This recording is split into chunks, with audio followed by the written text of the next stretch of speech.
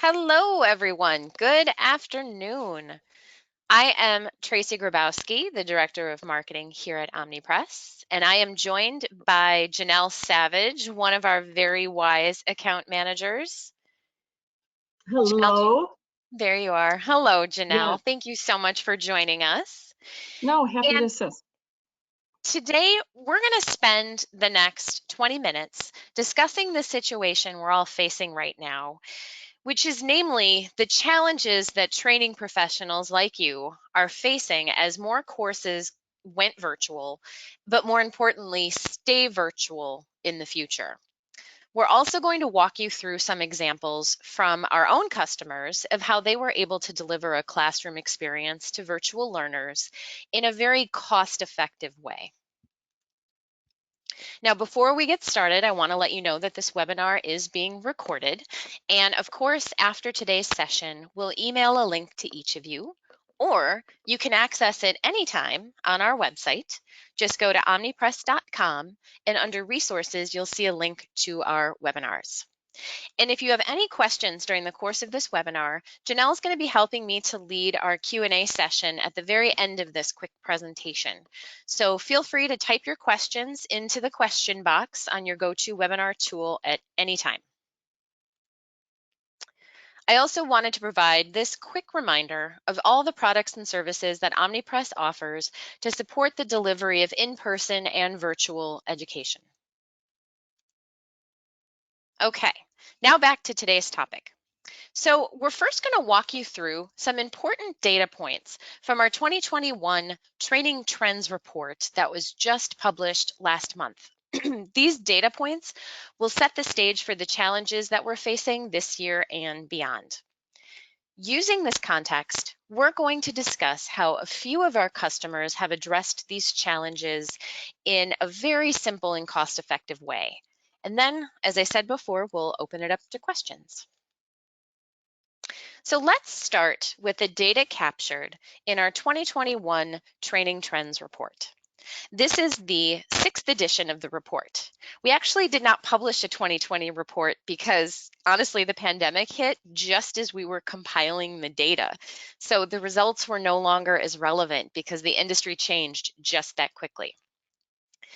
For this report, data is collected through an online survey that was conducted in January and February of training and professional development professionals across a wide range of organization types.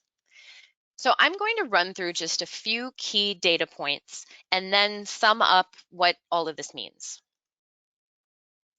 Now, first, probably no surprise, most training-driven organizations rely on a broad portfolio of program types. So from e-learning to webinars and conferences and reference guides. But instructor-led training, and more specifically, in-person instructor-led training, still made up the majority of that portfolio prior to 2020. Now, when gathering restrictions made it impossible to conduct in-person training, a majority of courses continued to follow the instructor-led format, but were delivered virtually, while 41% of courses were transformed into self-guided e-learning content.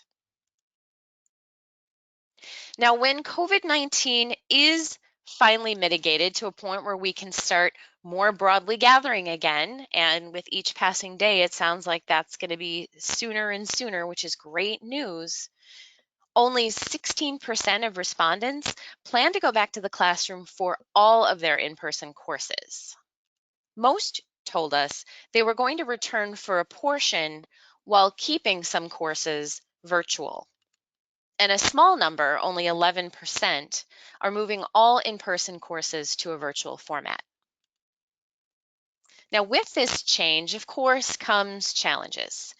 And more importantly, replicating the classroom environment for virtual learners was the most commonly reported challenge. So in this particular question, we asked folks select all that apply, and the one that came out on top, replicating the classroom environment. As a follow-up question in our survey, these same respondents had to pick which one of these was their single greatest challenge And again, replicating the classroom environment still came out on top.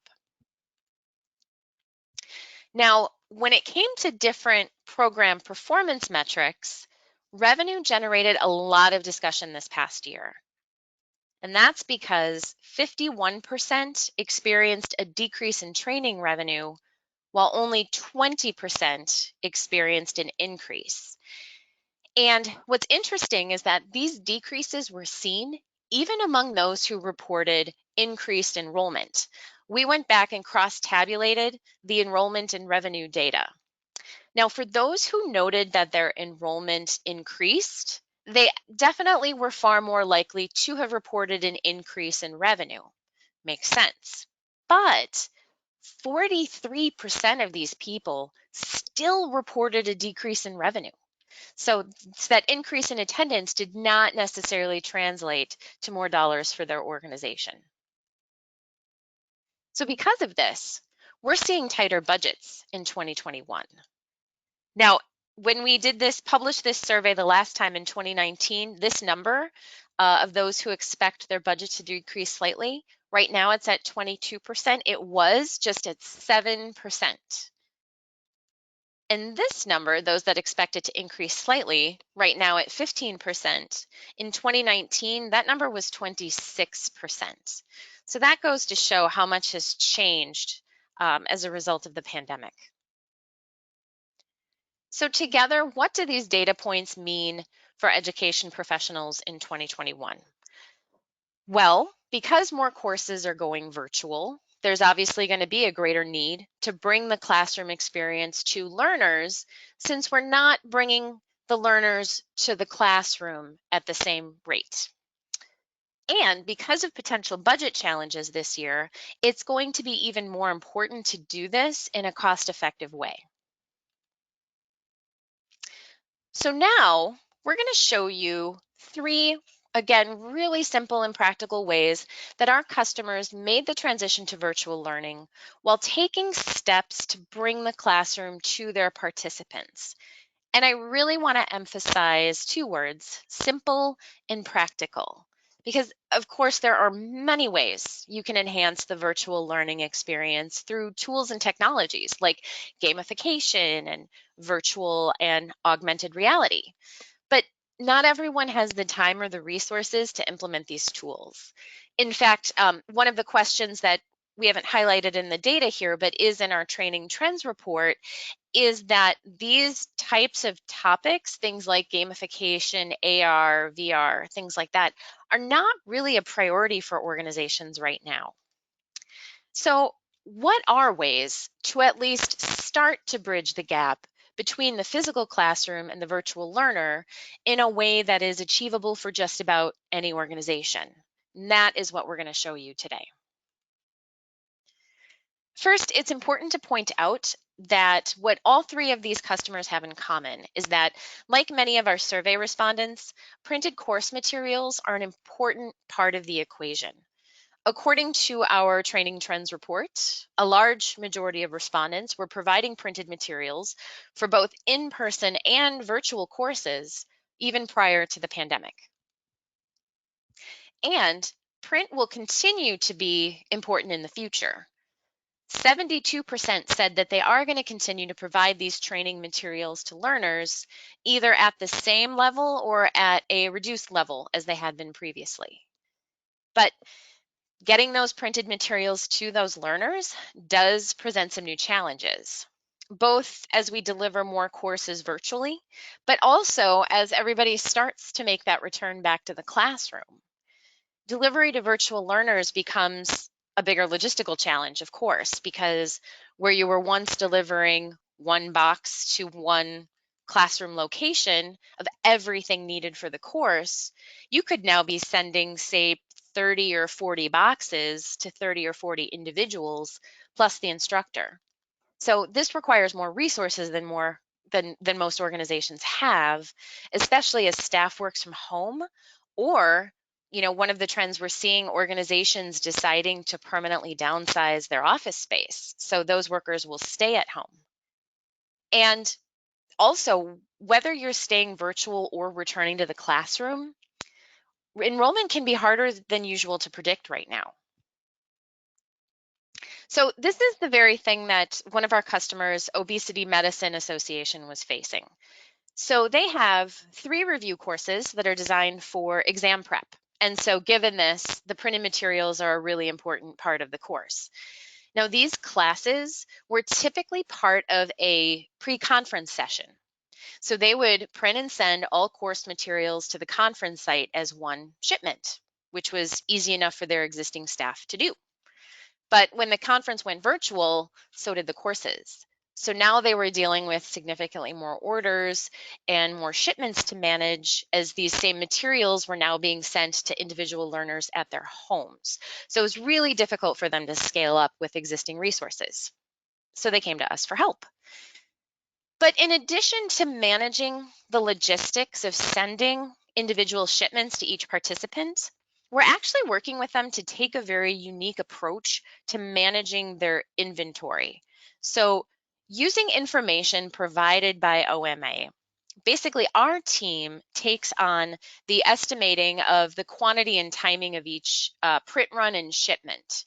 So rather than printing just for each individual shipment, we run a slightly larger quantity based on a more midterm forecast of demand. And we call this our micro inventory model, which really fits somewhere in between a true on-demand print solution and a standard print and inventory model. So with micro inventory, basically we Omnipress take on all the risk. So we set the print run quantity based on input from the customer, and it's up to us to make sure we don't over or under print. We also don't actually invoice until the books ship. What this does is that the cost per piece is lower than a true print on demand solution, but it is a bit higher than the standard print and inventory model. So what that means is that micro inventory, may not always necessarily be the right way to go. It's not the right fit for everything. But where it is the right fit is if you have a course that's maybe newer, where it's harder to predict what the demand is going to be, or in this case, you're switching from in-person to virtual back to in-person, and you're not quite sure what those enrollment levels are going to be. This micro inventory solution is a really, really great way to go. Now, if you have a flagship course or a flagship title where you pretty much know what the demand is going to be, you've got larger print runs, the content doesn't change very frequently, you'd still want to go with that longer print run and a standard print and inventory model for a better rate. And the good news is we can do this on a per title basis. Many of our customers use different print and fulfillment models across their entire training library. So that is micro inventory, just as one way to make sure that you're still able to get materials into your learners' hands, because that does end up being an important part of the course experience. The second idea we wanted to highlight is how one of our customers, eMath Instruction, uses a very simple technique to combine both print and digital into their course books as a way to bridge that gap between virtual learning and classroom learning. So a little bit about eMath. They provide course curricula and materials designed to help teachers increase their students' math fluency and application. So materials are provided to students in school districts all over the country. Now, within their textbook, at the start of each section, they provide a QR code that takes the learner to a video that provides an instructor-led walkthrough of the material, which is obviously designed to help with comprehension and retention of the written material. And then using this sort of video input, the learner can then work on the exercises and such that are within the book. And this is really interesting because we are seeing a resurgence of QR codes for a multitude of purposes. They had been sort of laughed off once upon a time because that was the only way, or because they were a little ahead of their time. You know, technology couldn't really support them a few years ago, which made it a very clunky and subpar user experience. But that's completely changed. The QR code is now, you can easily scan them just with your phone camera versus having to open a new app. So QR codes are a great tool to help blend print and digital learning into one enhanced learning experience pretty easily and cost efficiently. Now, the third and final idea we wanted to touch upon is this concept of learning in a box, meaning if you can't bring learners to the classroom, then bring the classroom to them. So even before the pandemic, we were working with some customers like the International Information Systems Security Certification Consortium, or more simply known as ISC squared, to create learning kits that were sent to the course sites. So these kits were meant to provide everything that both the instructor and the participants need to learn effectively. So this would be things like not only obviously the course materials, but practice exams, name tents, pens, highlighters, and even a course completion certificate. Now, during the pandemic, we've seen our customers take this a step further, taking into account the challenges that come with having to learn virtually. It's obviously a very different setting if I'm sitting in my own home on my computer for half a day or a full day. So what they're doing is they're sending branded boxes to each individual participant that, again, contain the course materials, but also things like tumblers or notebooks so folks can actually physically take notes, fidget toys to help people hold their attention while they're staring at a screen, and even things like do not disturb door hangers so that you don't have unwanted visitors coming into your home office while you're in the middle of course. And some are even including supplies that may be used to help replicate a hands-on exercise that would have normally been done in the classroom. And this is also a great opportunity to include materials that promote other offerings from your organization, because you've got a captive audience. You might as well take advantage of that. So hopefully, we've given you a few ideas to use as you continue to plan your 2021 and even 2022 programs. We're going to open it up to questions in just a moment. So again, just a reminder, feel free to type your questions into the question bar on your GoToMeeting tool. But first, if you're interested in a more in-depth discussion on how Omnipress can help you deliver educational materials to both your in-person and your virtual learners, you can reach out to your account manager, Holly or Janelle, or email us at justask@omnipress.com.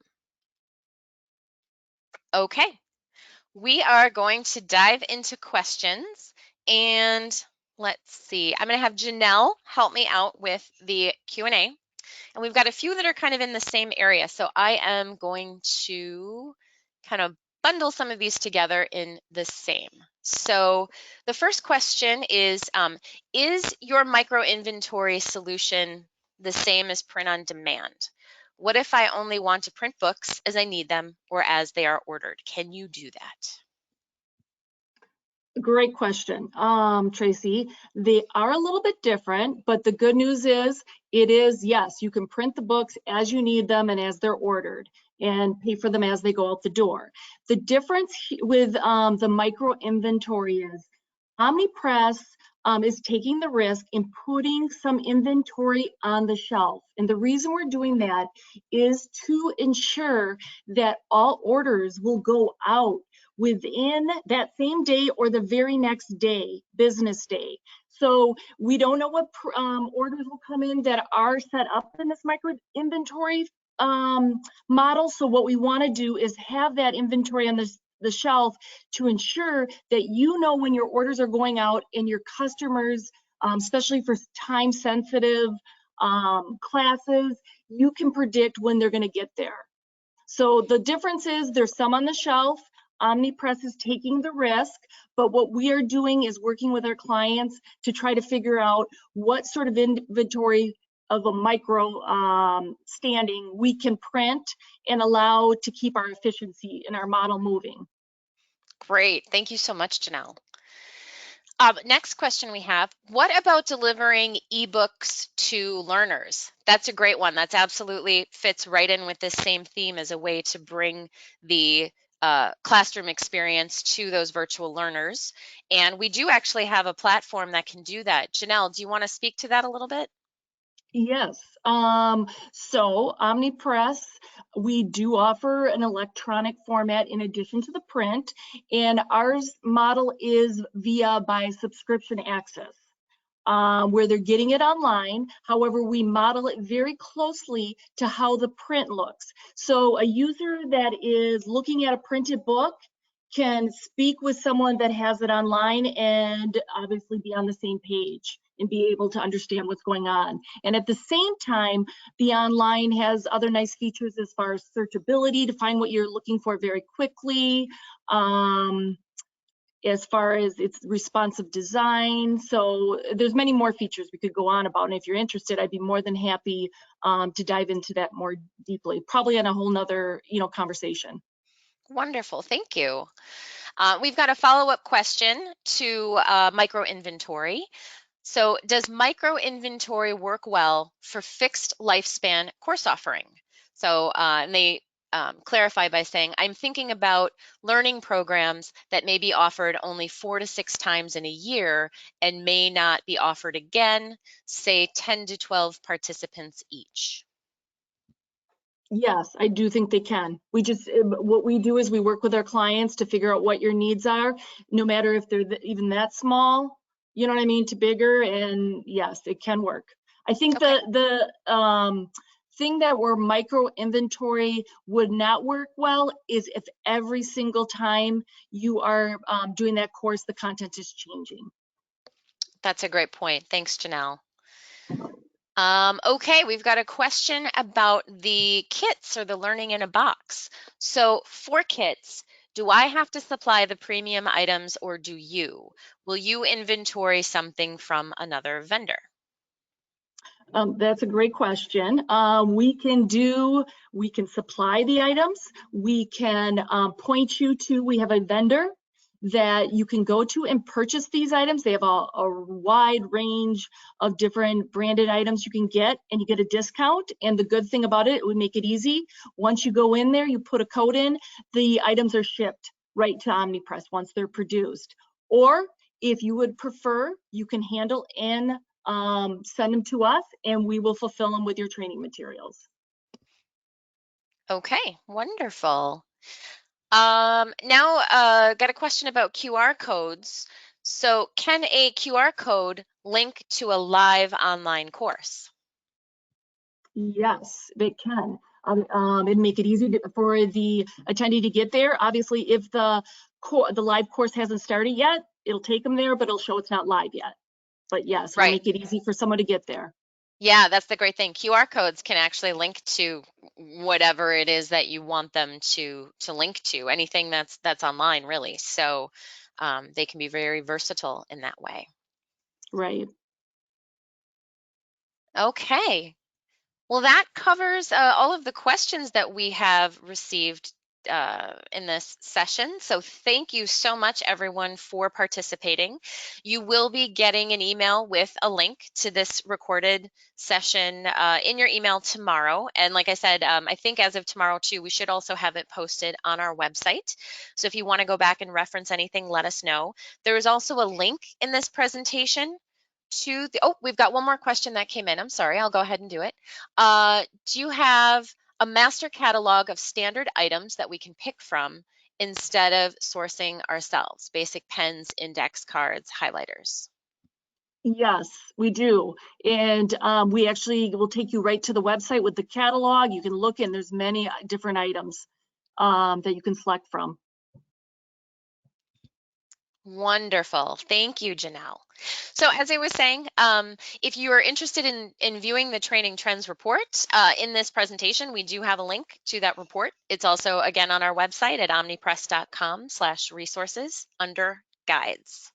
Thanks so much for joining us, everybody, and we hope to see you again soon.